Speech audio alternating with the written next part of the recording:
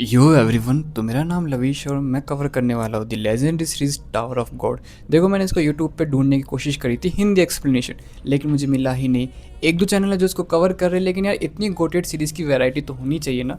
मेरा मतलब ये था कि जिसका एक्सप्लेनेशन तुम्हें अच्छा लगे तुम उसकी वीडियोस देखो। खैर, और इसको एक्सप्लेन करना भी अपने आप में बहुत बड़ी जिम्मेदारी वाला काम है, और इस काम को करने का प्रयास मैं अवश्य करूँगा। तो इस सीरीज़ को मैं स्टार्टिंग से स्टार्ट करा, वैसा कि उसके पीछे 3-4 रीज़न है। पहली बात, मानवा में डिटेलिंग ज़्यादा है। मानवा में ऐसी ऐसी चीज़ें हैं जो तुम्हें एनिमेशन में दिखाई नहीं गई है।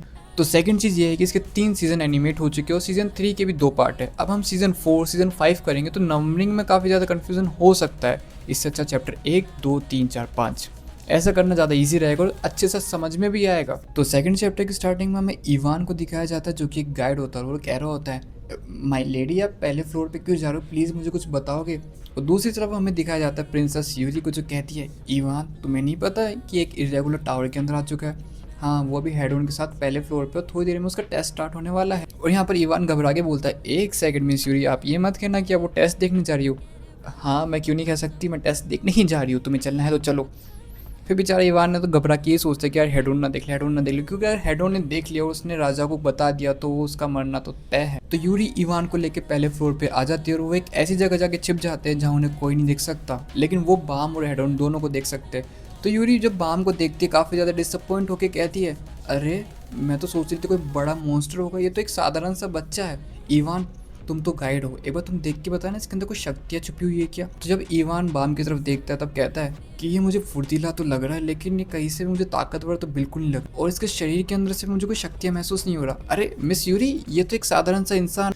फिर यूरी यहाँ पे शौक को कहती है, तो ये क्या सभी इरेगुलर से अपनी टांगों के बीच में से बीन शूट नहीं करते जैसे यूरेक करता था। मिस यूरी, यूरेक भी ऐसा कुछ नहीं करता था। तो यूरी यहाँ पर काफ़ी ज़्यादा डिसअपॉइंट हो जाती है, वो एक जगह बैठ जाती है और कहती है, अरे यार मैंने यहाँ के अपना सिर्फ टाइम वेस्ट किया, मुझे क्या पता था कि ये इतना मामूली सा लड़का होगा। तो यहाँ पर इवान कहता है कि मिस यूरी, एक अजीब बात नहीं है, अभी तक जितने भी इरेगुलर आए जैसे फेंटामिनियम और यूरेक, वो काफ़ी ज़्यादा स्ट्रॉन्ग थे, लेकिन ये तो काफ़ी ज़्यादा कमज़ोर दिख रहा है। तो यूरी यहाँ कहती है, हाँ इवान, मैं तुम्हारी बात से सहमत हूँ, मुझे तो लगता भी नहीं कि ये बच्चा इस टेस्ट को पास भी कर पाएगा। ये हेडोन भी ना इरेगुलर से नफरत करता है, इसलिए इस बच्चे को इतना मुश्किल टेस्ट दिया है ताकि ये बच्चा देख के ही भाग जाए। तो प्रिंसेस यूरी डिसअपॉइंट हो जाती है, बैठ के कहती है, हाँ कोई फ़ायदा नहीं है इवान, ये बच्चा तो टेस्ट देख के ही भाग जाएगा। लेकिन इसका बिल्कुल उल्टा हो जाता है, जब वो बाम टेस्ट देखता है तो उल्टा टेस्ट की तरफ भागता है, उस मॉन्स्टर की तरफ भागता है टेस्ट को कंप्लीट करने के लिए। और यूरी यहाँ पर खड़ी होकर कहती है, मुझे पता था ये लड़का मुझे डिसअपॉइंट नहीं करेगा, इस लड़के में कुछ ना कुछ तो खास बात। इवान तुम यहीं रुको, मैं अभी नीचे जाके आती हूँ। अरे मालकिन, आपका तो कुछ नहीं होगा, सर तो मेरा जाएगा। तो बाम टेस्ट देने के लिए जा ही रहा होता, तभी उसके मुंह पे एक बड़ी सी ब्लैक कलर की चीज़ आती है। वो सोच रहा होता है कि ये क्या है, और जब वो चीज़ उसके मुंह पे पड़ती है तब उसको महसूस होता है, ये तो लात है। और वो लात होती है हमारी, ऑब्वियसली हमारी यूरी की। और यूरी उससे कहती है, रे पावली पूछ, दिखाई ना दवे, इतना बड़ा मॉन्स्टर पिंजरे के अंदर है, ये मरना चाहता है क्या। जवाब दे मेरी बात का, चुप क्यों बैठा है। फिर यूरी को समझ में आता है, अरे इसे शायद से मेरी भाषा समझ में नहीं आ रही है। फिर वो हेडोन की तरफ देख के कहती है, हेडोन तुम ये मत कहना कि तुमने इस बच्चे को पॉकेट नहीं दी है। फिर हेडोन कहता है, अरे मैं तो इसको पॉकेट देना ही भूल गया। हेडोन, ये तुमने जानबूझ के किया ना। अरे नहीं, मेरे से भी कभी कभी गलतियां हो जाती है, इसमें कोई बड़ी बात नहीं है। फिर प्रिंसेस यूरी आवाज़ लगाती है इवान को, जो बेचारा ऊपर छुप के बैठ के सब कुछ देख रहा होता है। और इवान ऊपर बैठा बैठा कहता है, ये खुद तो मरेगी और मुझे भी मरवाएगी। तो इवान नीचे उतर के आता है, सबसे पहले हेडोन से कहता है, नमस्ते हेडोन भाई, काफ़ी दिनों बाद मैं आपको देख रहा हूँ, आप पहले से काफ़ी ज़्यादा जवान और हेल्दी हो गए हो। तो यूरी कहती है, ये सब बंद करो इवान, और तुम्हारे पास एक्स्ट्रा पॉकेट में प्लीज़ इस बच्चे को दो। तो इवान अपने बैग में से पॉकेट निकालता और उस बच्चे को देता है और कहता है कि देखो, ये एक ए रैंकर वाली पॉकेट है, सुन वे बच्चे, ये पॉकेट तेरे लिए काफ़ी हाई रैंक वाली है, तो तुझे मुझे थैंक यू कहना चाहिए इस बात के लिए। तुझे समझ में तो आ रहा है ना मैं क्या कह रही हूँ। तो यहाँ बाम अपने मन में सोचता है कि हाँ, मैं इनकी भाषा समझ सकता हूँ, ये क्या इस पॉकेट की वजह से हुआ है। बिंगो, हाँ ये इस पॉकेट की वजह से हुआ है। तो इवान यहाँ कहता है, खैर मैं अपने आप को इंट्रोड्यूस करता हूँ, मेरा नाम इवान एड्रोक है और मैं एक ए रैंकर गाइड हूँ, और ये जो मेरे बगल में औरत खड़ी है वो प्रिंसेस यूरी है, इस टावर की प्रिंसेस। और जो मैंने अभी तुम्हें दिया है वो एक पॉकेट है, ये काफ़ी ज़्यादा इंपॉर्टेंट है अगर तुम्हें इस टावर के अंदर रहना है और बातचीत करनी है। और हाँ, एक और बात, अगर तुम इस पॉकेट से इनविजिबल बोलोगे तो ये पॉकेट गायब हो जाएगी, और जब तुम इसे विजिबल बोलोगे तो ये पॉकेट वापस तुम्हारे पास आ जाएगी। वह हमें प्रिंसेस यूरी हेडोन से कहती है, माना कि वो एक इरेगुलर है, लेकिन ये टेस्ट उसके लिए काफ़ी गलत नहीं होगा। हेडोन कहते हैं, मिस यूरी आपको तो पता है कि ये इरेगुलर कितने स्पेशल होते हैं और ये टावर के लिए खतरा भी हो सकता है, मैं बस अपना काम कर रहा हूँ। माना कि वो बच्चा है लेकिन वो एक इरेगुलर भी है, तो यहाँ बाम पूछता है कि इरेगुलर क्या होता है। तो प्रिंसेस यूरी से कहती है कि जो लोग टावर का गेट खुद खोल के आते हैं वो एक इरेगुलर होते हैं, और जिन्हें टावर खुद चूज करता है वो रेगुलर होते हैं। और ये काफ़ी समय से चलता आ रहा है कि जब भी यहाँ पर टावर के अंदर एक इरेगुलर आता है, टावर के लिए कोई ना कोई बड़ी मुसीबत आती ही आती है। लेकिन हेड ऑन ये लड़का मुझे काफ़ी अलग लग रहा है। ये काफ़ी छोटा है और इसके पास मुझे कोई स्पेशल एबिलिटी भी नहीं दिख रही। ये बस एक साधारण सा बच्चा है, लेकिन बस थोड़ा सा हैंडसम है। हेड ऑन, ये टेस्ट इसके लिए काफ़ी ज़्यादा मुश्किल है। प्लीज़ तुम मेरे लिए इसको थोड़ा आसान कर दो।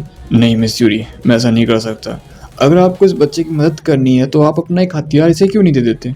हथियार? कौन सा हथियार? आप इससे अपनी ब्लैक मार्च क्यों नहीं दे देते? तो यहाँ पर इवान सुन के घबरा के कहता है, ब्लैक मार्च? नहीं मिस यूरी, आप इसे ब्लैक मार्च नहीं दे सकते। ब्लैक मार्च सिर्फ प्रिंसेस के लिए, आप किसी ऐरे गैरे को नहीं दे सकते आप अपनी ब्लैक मार्च। अगर राजा को इस बारे में पता चल गया तो वो हमें जान से मार देंगे। फिर मिस यूरी घूम के कहती है, ए बच्चे, तुम्हारा नाम क्या है? मेरा नाम 25th बाम है। तुम्हें टावर के ऊपर जाना है ना? हाँ, मुझे टावर के ऊपर जाना है। वैसे तुम जाना क्यों चाहते हो? मुझे किसी को ढूंढना है। ओह, किसी को ढूंढना है? क्या तुम किसी को डेट कर रहे हो? नहीं, ऐसा नहीं है। हाँ, लेकिन अगर तुम टावर के ऊपर जाओगे तो क्या पता जिस इंसान को तुम ढूंढ रहे हो उस इंसान को ढूंढने से पहले ही तुम्हारी जान चली जाए। बामिया कहता है, ये मेरे लिए मैटर नहीं करता, मुझे उसको ढूंढना है, चाहे इसमें मेरी जान ही क्यों नहीं चली है। तभी मिस यूरी अपना विजिबल मोड कहती है और अपनी इन्वेंट्री को बुलाती है, जहाँ पर उनके पास बहुत सारे हथियार है, और वो उन हथियारों में से एक तलवार को निकालती है और बाम को दे देती है और कहती है, ये लो, ये काफ़ी पावरफुल हथियार, उसका नाम है ब्लैक मार्च। नहीं मिस यूरी, आप इतनी कीमती चीज़ आप मुझे ऐसे कैसे दे सकती है? मैं इसे तुम्हें सिर्फ थोड़ी देर के लिए दे रही हूँ। तुम्हारे जैसे टेस्ट कंप्लीट होता तो मुझे वापस लौटा देना इसको। फिर मिस यूरी बाम को अपना हथियार दे देती है और बाम यूरी से कहता है, थैंक्स मिस यूरी। फिर बाम ब्लैक मार्च को लेकर टेस्ट देने जा रहा होता तभी इवान कहता है, प्रिंसेस यूरी, आपने इतनी कीमती चीज़ उस बच्चे को ऐसे कैसे दे दी? कहीं आपको पहली नज़र में प्यार तो नहीं हो गया?